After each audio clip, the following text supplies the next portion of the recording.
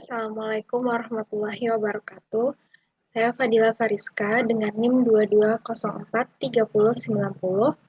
dari Prodi Akuntansi akan mempresentasikan PPT saya dengan mata kuliah Hukum Bisnis dan Regulasi, yaitu materi sengketa bisnis. Pengertian sengketa bisnis: sengketa adalah perilaku pertentangan antara dua orang atau lebih yang dapat menimbulkan suatu akibat hukum dan karenanya dapat diberi sanksi hukum bagi salah satu pihak. Dalam Kamus Bahasa Indonesia, sengketa adalah pertentangan atau konflik. Konflik berarti adanya oposisi atau pertentangan antara kelompok atau organisasi terhadap suatu objek permasalahan.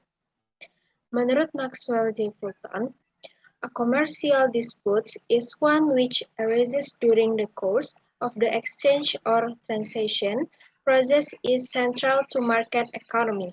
Suatu sengketa bisnis adalah suatu hal yang muncul dalam berlangsungnya proses transaksi yang berpusat pada ekonomi pasar. Menurut Winardi, pertentangan atau konflik yang terjadi antara individu-individu atau kelompok-kelompok yang mempunyai hubungan atau kepentingan yang sama atas suatu objek kepemilikan, yang menimbulkan akibat hukum antara satu dengan yang lain. Sedangkan menurut Ali Ahmad, sengketa adalah pertentangan antara dua pihak atau lebih yang berawal dari persepsi yang berbeda tentang suatu kepemilikan atau hak milik yang dapat menimbulkan akibat hukum antara keduanya. Dari pendapat di atas dapat disimpulkan bahwa sengketa adalah perilaku pertentangan antara kedua orang atau lembaga atau lebih yang menimbulkan suatu akibat hukum dan karenanya dapat diberikan sanksi hukum bagi salah satu di antara keduanya. Secara rinci, sengketa bisnis dapat berupa: yang pertama, sengketa perniagaan; dua, sengketa perbankan; tiga, sengketa keuangan; empat, sengketa penanaman modal; lima, sengketa perindustrian; enam, sengketa HKI; tujuh, sengketa konsumen; delapan, sengketa kontrak; sembilan, sengketa pekerjaan; sepuluh, sengketa perburuhan; sebelas, sengketa perusahaan; 12, sengketa hak; dan 13, sengketa properti. Cara penyelesaian sengketa ada dua. Yang pertama dari sudut pandang membuat keputusan. A. Adjudikatif. Adjudikatif mekanisme penyelesaian yang ditandai di mana kewenangan pengambilan keputusan dilakukan oleh pihak ketiga dalam sengketa di antara pihak. Yang kedua, konsensual atau komprom, cara penyelesaian sengketa secara kooperatif atau kompromi untuk mencapai penyelesaian yang bersifat win-win solution. Ketiga, kuasi adjudikatif, merupakan kombinasi antara unsur konsensual dan adjudikatif. Yang kedua, dari sudut pandang prosesnya, pertama ada litigasi. Litigasi merupakan mekanisme penyelesaian sengketa melalui jalur pengadilan dengan menggunakan pendekatan hukum.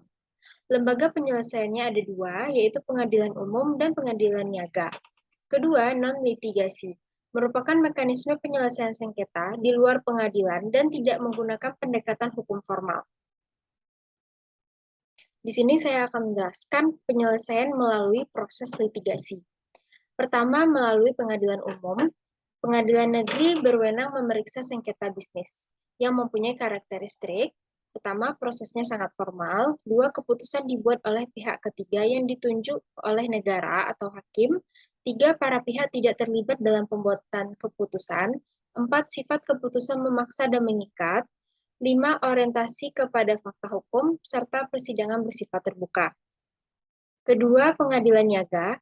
Pengadilan niaga adalah pengadilan khusus yang berada di lingkungan pengadilan umum, mempunyai kompetensi untuk memeriksa dan memutuskan permohonan pernyataan pailit dan penundaan kewajiban pembayaran utang atau PKPU dan sengketa haki.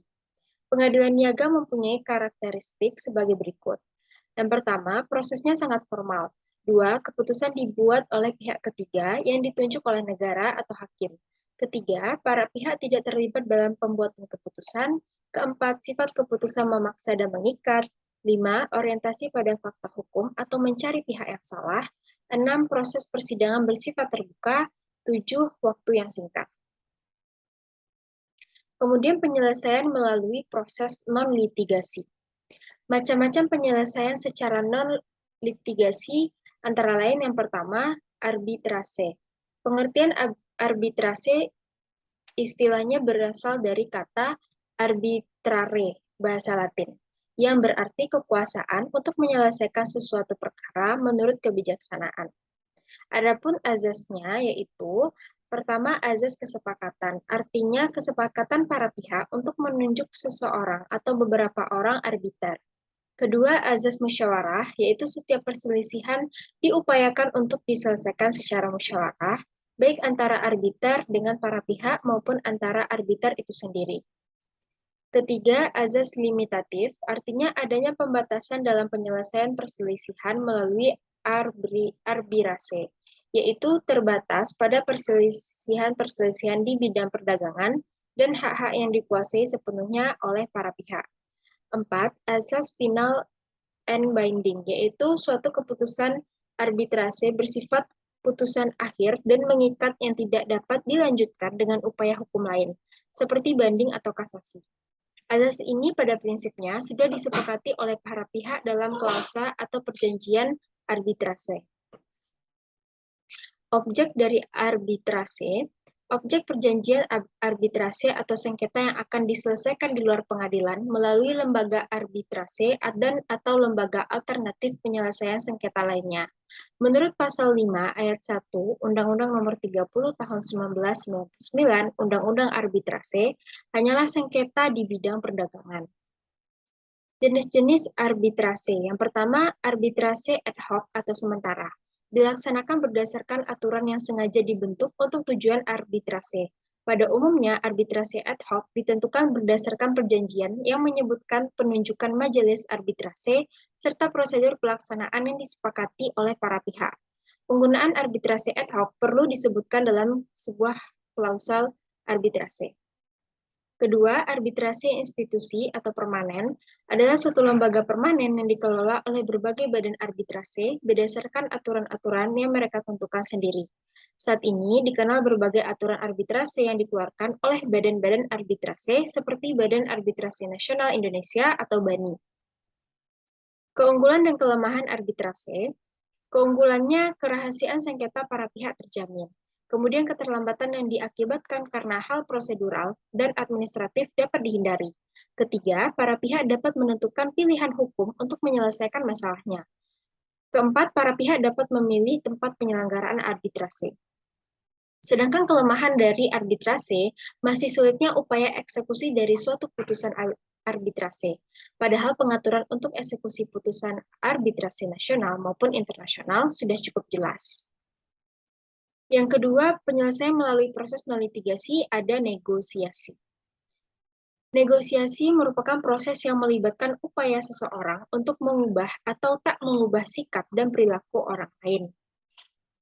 Negosiasi adalah suatu bentuk pertemuan antara dua pihak kita dan pihak lawan, di mana kedua belah pihak bersama-sama mencari hasil yang baik demi kepentingan kedua pihak. Pola perilaku dalam negosiasi. Yang pertama ada moving against atau pushing, menjelaskan menghakimi, menentang, tak menyetujui, menunjukkan kelemahan pihak lain. Kedua, moving with atau pulling, yaitu memperhatikan, mengajukan gagasan, menyetujui, membangkitkan motivasi, dan mengembangkan interaksi. Ketika moving away or withdrawing, artinya menghindari konfrontasi, menarik kembali isi pembicaraan, berdiam diri, dan tak menanggapi pertanyaan. Terakhir, not moving or letting be, yaitu mengamati, memperhatikan, memutuskan perhatian pada here and now, mengikuti arus, fleksibel, beradaptasi dengan situasi. Negosiasi dan hidden agenda. Dalam negosiasi, tak tertutup kemungkinan masing-masing pihak memiliki hidden agenda. Hidden agenda adalah gagasan tersembunyi atau niat terselubung yang tak diungkapkan atau tak eksplisit, tetapi justru hakikatnya merupakan hal yang sesungguhnya ingin dicapai oleh pihak yang bersangkutan. Kemudian negosiasi dan gaya kerja. Yang pertama, cara bernegosiasi yang dilakukan oleh seseorang sangat dipengaruhi oleh gaya kerjanya. Kedua, kesuksesan bernegosiasi seseorang didukung oleh kecermatannya dalam memahami gaya kerja dan latar belakang budaya pihak lain. Fungsi informasi dan lobby dalam negosiasi. Pertama, informasi memegang peran sangat penting. Pihak yang lebih banyak memiliki informasi biasanya berada dalam posisi yang lebih menguntungkan. Kedua, dampak dari gagasan yang disepakati dan yang akan ditawarkan sebaiknya dipertimbangkan lebih dahulu. Ketiga, jika proses negosiasi terhambat karena adanya hidden agenda dari salah satu atau kedua pihak, maka lobbying dapat dipilih untuk menggali hidden agenda yang ada sehingga negosiasi dapat berjalan lagi dengan gagasan yang lebih terbuka. Teknik negosiasi. Secara umum terdapat beberapa cara teknik negosiasi yang dikenal dan dapat dibagi ke dalam pertama tahap negosiasi kompetitif. Yang kedua, tahap negosiasi kooperatif, dan yang ketiga, tahap negosiasi lunak dan keras, dan keempat, tahap negosiasi interest based. Penyelesaian melalui proses non-litigasi yang ketiga itu adalah mediasi. Mediasi adalah proses penyelesaian sengketa melalui proses perundingan atau mufakat para pihak dengan dibantu oleh mediator yang tidak memiliki kewenangan memutus atau memaksakan sebuah penyelesaian. Mediator sendiri adalah pihak netral yang membantu para pihak dalam proses perundingan guna mencari berbagai kemungkinan penyelesaian sengketa tanpa menggunakan cara memutus atau memaksakan sebuah penyelesaian. Ciri-ciri penting dari mediator adalah pertama netral, kedua membantu para pihak, yang ketiga tanpa menggunakan cara memutus atau memaksakan sebuah penyelesaian. Jadi, para mediator hanyalah membantu para pihak dengan cara tidak memutus atau memaksakan pandangan atau penilaiannya atas masalah-masalah selama proses mediasi berlangsung kepada para pihak. Penyelesaian melalui proses non-litigasi yang terakhir itu ada konsiliasi. Konsiliasi adalah usaha mempertemukan keinginan pihak yang berselisih untuk mencapai persetujuan dan penyelesaian. Namun, Undang-Undang Nomor 30 Tahun 1999 tidak memberikan suatu rumusan yang eksplisit atas pengertian dari konsiliasi. Akan tetapi, rumusan itu dapat ditemukan dalam Pasal 1 Angka 10 dan alinea 9 penjelasan umum, yakni konsiliasi merupakan salah satu lembaga untuk menyelesaikan sengketa. Dalam menyelesaikan perselisihan, konsiliator memiliki hak dan kewenangan untuk menyampaikan pendapat secara terbuka dan tidak memihak kepada yang bersengketa. Selain itu, konsiliator tidak berhak untuk membuat keputusan dalam sengketa untuk dan atas nama para pihak, sehingga keputusan akhir merupakan proses konsiliasi yang diambil sepenuhnya oleh para pihak dalam sengketa yang dituangkan dalam bentuk kesepakatan di antara mereka. Sekian yang dapat saya presentasikan. Saya akhiri dengan wassalamualaikum warahmatullahi wabarakatuh.